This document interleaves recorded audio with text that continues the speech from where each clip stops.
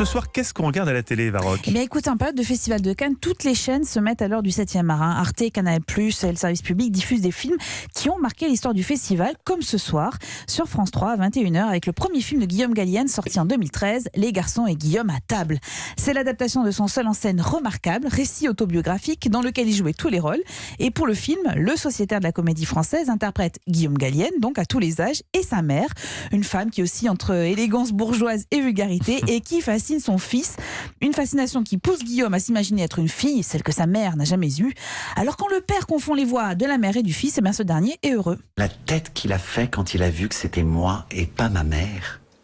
J'ai vu dans ses yeux qu'il avait compris que j'étais une fille. Maman, ça y est, papa il a compris. Non, fous le camp mon vieux. Je veux dire, t'es assis sur mon oreiller. J'ai aucune envie de dormir avec l'odeur de tes pets. Alors va te coucher, ras-le-bol.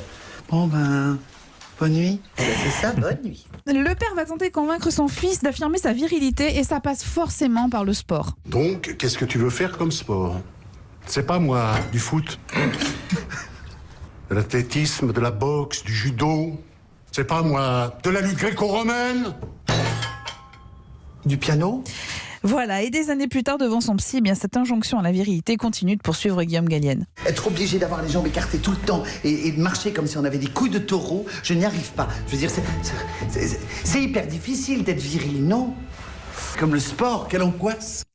Quelle angoisse, ce film c'est une pépite, c'est une comédie enlevée, intelligente, c'est aussi une réflexion sur le genre. Guillaume Gallienne part en fait du préjugé que tout garçon efféminé est forcément homosexuel pour démontrer que tout ça est bien plus complexe. Il sera même obligé de faire son coming out d'hétérosexuel. Il renverse ainsi en fait les repères et dénonce de la plus belle des manières les actes et les mots homophobes. Long métrage par ailleurs rythmé par des scènes hilarantes, je vous conseille celle face à Diane Kruger. Je me doutais que c'était votre scène préférée, celle-ci. Dans le rôle du médecin chargé de relaxer l'anus, ou encore Guillaume Gallienne en Sicile impératrice, à ne pas manquer, c'est sur France 3 à 21h.